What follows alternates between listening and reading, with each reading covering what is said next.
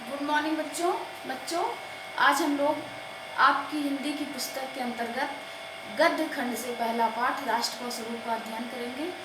और उसके पहले हम उसके लेखक, राष्ट्र का स्वरूप के लेखक डॉक्टर वासुदेव शरण अग्रवाल के जीवन और साहित्य के विषय में थोड़ा जान लेते हैं। तो डॉक्टर वासुदेव शरण अग्रवाल, जिनका जन्म सन 1940 में हुआ था और ये मेरठ जनपद के खेड़ा नामक ग्राम में इनका जन्म हुआ था, किंतु इनके माता पिता लखनऊ में रहते थे, इसलिए इनका भी बचपन लखनऊ में ही बीता।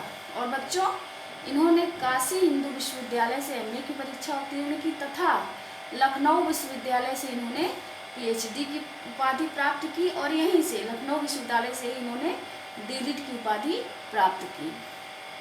बच्चों, ये डॉक्टर अग्रवाल जो है पुरातत्व विशेषज्ञ हैं और पुरातत्व विशेषज्ञ होने के साथ साथ इन्हें पाली, संस्कृत, अंग्रेजी और हिंदी, इन सभी भाषाओं का इन्हें ज्ञान था और इन्होंने प्राचीन भारतीय संस्कृति और पुरातत्व का गहन अध्ययन किया और इस क्षेत्र में इनको उच्च कोटि का विद्वान माना जाता है। बच्चों, इनकी भाषा सुबोधता और स्पष्टता से युक्त है। इनकी भाषा शुद्ध साहित्यिक खड़ी बोली हिंदी है, जिसमें सुबोधता और स्पष्टता जैसे गुण विद्यमान हैं। और इनकी शैली में हमें इनके व्यक्तित्व की छाप देखने को मिलती है। इनकी शैली कौन कौन सी है, किन किन शैलियों का इन्होंने प्रयोग किया है?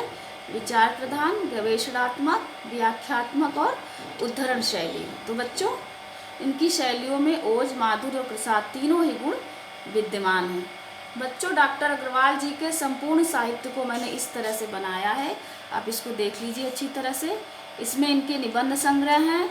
निबंध संग्रहों के नाम हैं भारत की एकता, पृथ्वीपुत्र, माता भूमि, कल्पलता, कल्पवृक्ष, कला और संस्कृति तथा वाग्धारा।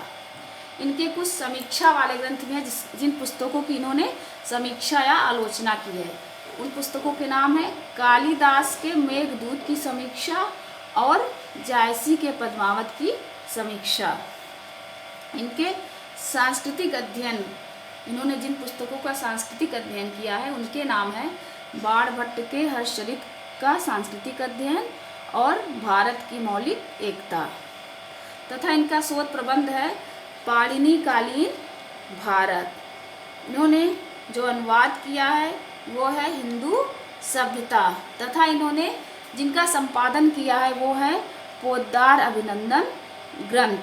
तो बच्चों, इसको अच्छी तरह से देख लीजिए, इनके संपूर्ण साहित्य को, इनका संक्षिप्त जीवन परिचय और साहित्यिक परिचय तथा रचनाएं आप अपनी कॉपी में लिख लीजिएगा। और बच्चों, जिस कॉपी में आप अभी तक लिखते आ रहे थे उस कॉपी में इसको नहीं लिखना है, इसके लिए आपको अलग कॉपी बनानी है। और अगर आपके पास कॉपी उपलब्ध नहीं है तो आप 11वीं की पुरानी कॉपियों के पन्नों को इकट्ठा करके उसमें एक कॉपी बना लीजिए और उसमें इसको लिखना शुरू करिए। ठीक है बच्चों, तो कल हम लोग राष्ट्र का स्वरूप इस पाठ का अध्ययन करेंगे। तब तक आप इसको अच्छी तरह से लिख लीजिए और अपना ध्यान रखिए।